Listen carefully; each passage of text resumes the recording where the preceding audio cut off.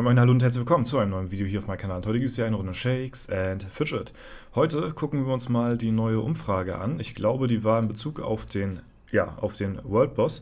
Und da wollte ich auf jeden Fall mal reingehen, das mit euch mal teilen. Und falls ihr das noch nicht gemacht habt, könnt ihr auch sehr gerne eure Entscheidung mal hier zum Feedback zu beitragen. Ich habe auf jeden Fall sehr vieles nicht zu beanstanden, was letztes Mal zu beanstanden war. Eins, zwei kleine Sachen gibt es, die ich noch verbessern wollen würde. Ich bin da sehr gerne auf eure Meinung gespannt, wie ihr das seht. Aber ich denke, dass es im Vergleich zum letzten Mal schon deutlich besser geworden ist, als es halt eben davor der Fall war. Dein Feedback ist gefragt. Du hast dich in den letzten Tagen tapfer im Kampf gegen den World Boss geschlagen. Nun würden wir sehr gerne Feedback. Okay, schauen wir mal rein. 5 Fragen, also 5 Minuten, bisher, also wenn das hier nur 5 Fragen sind, geht es ja deutlich schneller, ne? Wie ist dein Gesamteindruck des World Bosses? 1 schlecht, 5 super. Würde ich zwischen einer 3 und einer 4 tendieren. Ich würde eher zu einer 4 sagen hier schon, jetzt für meine Sache. Bitte entscheidet da auch selbst so ein bisschen, wie ihr das findet. Auf jeden Fall nicht von mir abhängig machen. Wie hat dir die Präsentation des World Boss gefallen? Grafik, Audio, Text. 1 schlecht, 5 super. Audio habe ich Audio so großartig wahrgenommen? Ja, man hat so eine gewisse Audio, also ist jetzt nicht so designt wie beim LD, dass da jetzt ein bestimmter Sprecher oder sowas, ein paar Audioeffekte waren da, würde ich jetzt eher so im Mittelfeld betrachten. Grafik war auf jeden Fall schon mal besser als beim letzten Mal. Man hat ein bisschen mehr das Gefühl gehabt, dass es ein bisschen bedrohlicher wirkt. Man hat das Gefühl, okay, jetzt ist der World Boss hier. Hätte ich eine 3,5 genommen, weil ich sehe da auch noch Verbesserungspotenzial. Würde ich jetzt aber eher so dann, wenn ich mir entscheiden müsste, eher zu einer 4 tendieren. Ja, was ist jetzt mit dem Text gemeint? Wahrscheinlich die Übersicht, denke ich mal, an Auflistung, was man so an Damage gemacht hat. Wenn es das ist, würde ich jetzt sagen eine 4. Ja, wie häufig hast du Upgrades für dein Katapult gekauft? Ja, sehr häufig auf jeden Fall. Wie viel Zeit hast du täglich? Ja, schon mehr als 120 Minuten, doch. Hast du noch weiteres Feedback für uns? Da habe ich bisher noch kein Feedback an Playa geschrieben. Das würde ich jetzt hier zusammen mit euch mal machen. Und zwar gibt es 2 Dinge, die ich auf jeden Fall noch so beanstanden würde. Und zwar ist das erste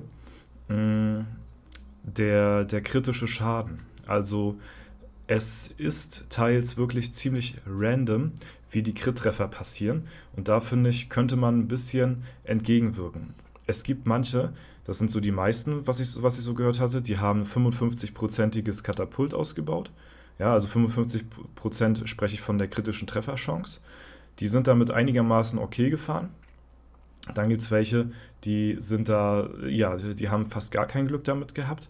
Dann gibt es welche, die haben eine 85-prozentige Trefferchance gehabt, haben dafür verhältnismäßig wenig gekrittet. Und die meisten sind eigentlich so mit einem einigermaßen okayen Mittelmaß gefahren. Das Problem ist bloß dabei, du kannst halt dein Katapult entweder mehr als Gamble aufbauen, dass du mehr Schaden machst, wenn du krittest, oder du gehst mehr auf Konstant und erhöhst deine Trefferchance, hast dafür aber dann nicht den Schaden. Ja? Das heißt, im Vergleich zu jemandem, wenn du auf mehr Konstanz gehst, mit mehr Trefferchance, hast du dann halt eben konstantere Crit-Treffer mit weniger Damage.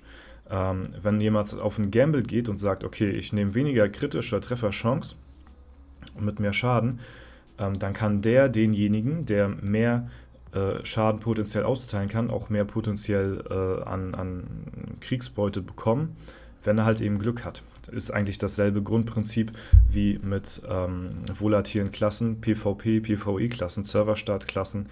Welche sind gut in Dungeons, welche nicht, ist das grundselbe Prinzip. So, mein Lösungsansatz dafür wäre, weil es auch öfter passiert ist, dass Leute, die halt weniger Trefferchance haben, trotzdem gleich oder mehr kritische Treffer gelandet haben, als jemand, der eine höhere Trefferchance hat an kritische Treffer. Ja? Und das ist ein Problem, finde ich, weil das ist ziemlich random. Und die Kriegsbeute, finde ich persönlich, ist ziemlich abhängig von den kritischen Treffern, die man macht. wie ihr gesehen habt vielleicht, in der normalen, ja, jetzt habe ich leider kein Bild hier, kann ich das auch unterbrechen?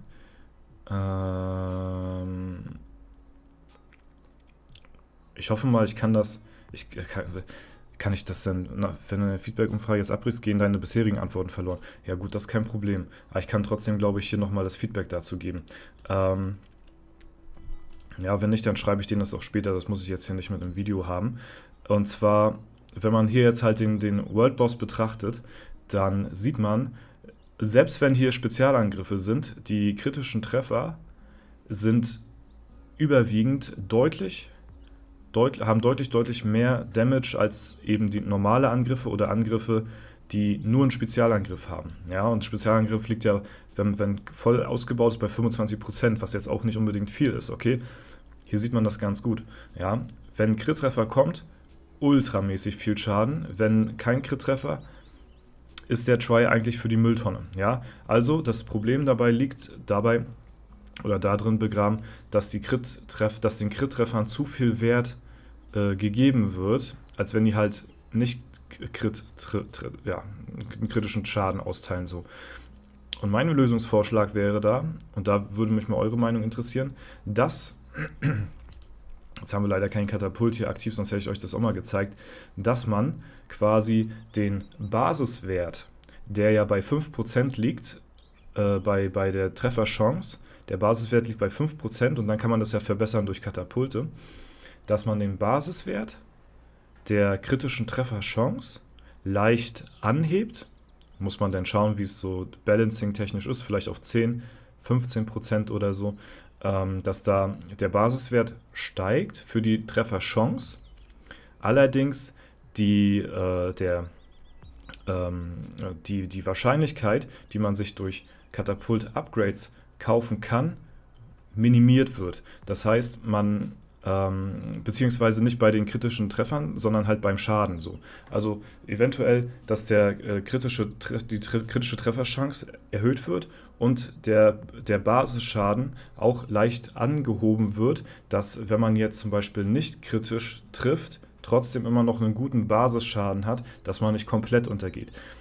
Was ich damit unterbinden möchte, ist einfach dieses Verhältnis zwischen kritisch treffen und nicht kritisch treffen, dass es weniger glücksabhängig ist. So. Wenn man jetzt zum Beispiel den Grundschaden etwas höher nimmt, ist es halt eben weiter oder näher dran an den kritischen Treffer, aber der kritische Treffer macht immer noch genug mehr Schaden, um halt eben, dass sich die Upgrades halt eben lohnen zu kaufen. So, ne?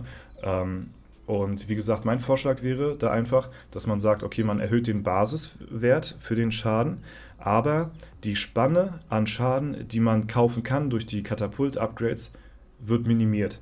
Ja, dass man jetzt zum Beispiel, keine Ahnung, wenn man jetzt vorher, ich weiß es nicht, irgendwie sagen wir, was war das, 360% Schaden sich zukaufen kann, im optimalsten Fall irgendwie, ja, durch die Katapult-Upgrades, dass man sagen kann, okay, das wird jetzt minimiert auf 200, 250 so, ne, dass quasi diese Spanne wenn ein kritischer Treffer kommt, nicht so extrem hoch ist, wie er jetzt gerade ist.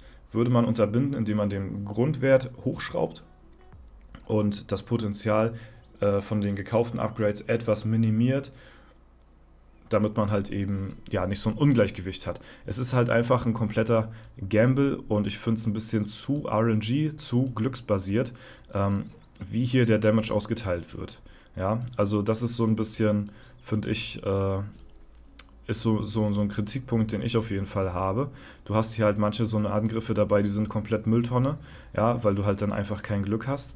Und dann hast du so Tries dabei, wie diesen hier zum Beispiel, wo du fast nur durchkrittest und dann hier die Beute deines Lebens so gefühlt halt rausholst, weil du dann halt einfach Glück gehabt hast. Und ich finde, diesen Glücksaspekt sollte man so ein bisschen minimieren.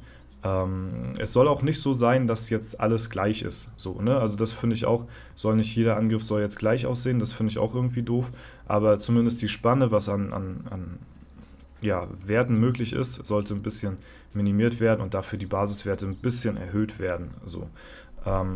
Ist so mein Vorschlag, kann man natürlich auch dementieren, kann man natürlich auch nicht gut finden. Ich finde es halt einfach nur nicht gut, dass halt Leute, die mehr Glück haben, mehr belohnt werden.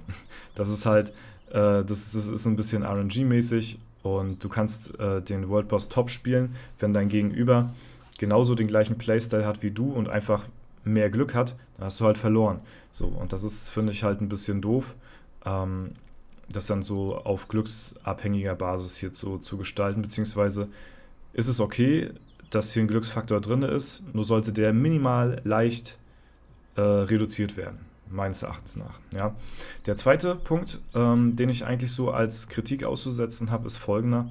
Und zwar, ich fand es sehr gut, dass in der Taverne so ein bisschen, ja, die zerstört war, dass das Design dort gewesen ist. Okay, der World Boss greift an. Der World Boss ist jetzt hier und es ist eine bedrohliche Stimmungslage, die jetzt hier am Start ist und so.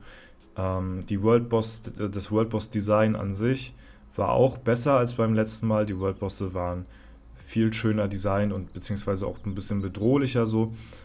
Ich persönlich bin halt immer noch so ein Fan davon, ähm, ja, dass man halt eine spezielle Stadtansicht dann ja, für das Event irgendwie gestaltet. Ich weiß nicht, wie aufwendig das ist, aber ich würde es halt einfach begrüßen, ähm, wenn der World Boss da ist, weiß ich nicht, dass auch designtechnisch sich hier in der Stadtansicht ein bisschen was tut. Es wurde einfach die Nebelansicht eingeschaltet, die wir auch bei Halloween haben. So, ne, beziehungsweise ich weiß es nicht mal, ob die Nebelansicht beim nächsten Mal, wenn der World Boss erscheint, überhaupt da ist, weil das kam jetzt ja in Kombination mit dem Halloween-Event. Kann sein, dass der Nebel nur da gewesen ist durch das Halloween-Event. Das heißt, wenn sich in der Stadtansicht hier gar nichts tut, finde ich das ein bisschen lame, muss ich sagen. Ja, also auch hier würde ich mir optisch einfach ein bisschen eine Aufschönung, beziehungsweise halt eben ein spezielles Design, ja, würde ich da begrüßen, um den World Boss ein bisschen mehr in Szene zu setzen einfach. Und ich finde, da kann man ist noch ein bisschen verschenktes Potenzial, was man da rausholen kann. Wie gesagt, die Taverne war ein sehr guter Schritt in diese Richtung.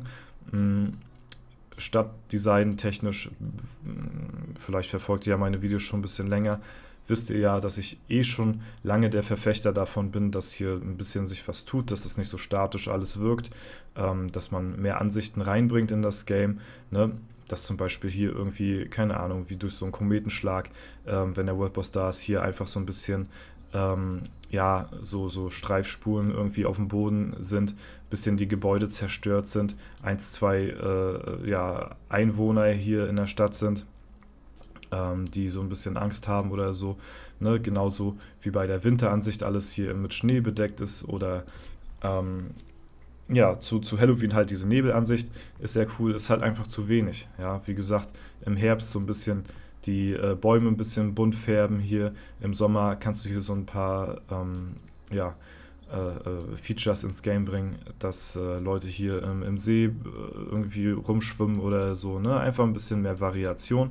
Und da finde ich halt, ist beim World Boss eigentlich das Potenzial so groß, dass man designtechnisch hier so viel rausholen kann. Das wurde ja gemacht mit der Taverne, aber ich finde halt, da ist auf jeden Fall noch mehr Luft nach oben. Aber das nur so, ja, auf jeden Fall das zum Optischen.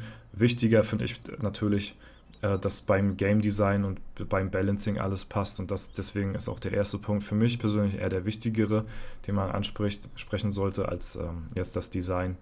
Aber es gehört natürlich alles dazu, damit das Gesamtpaket auch passt. Ja?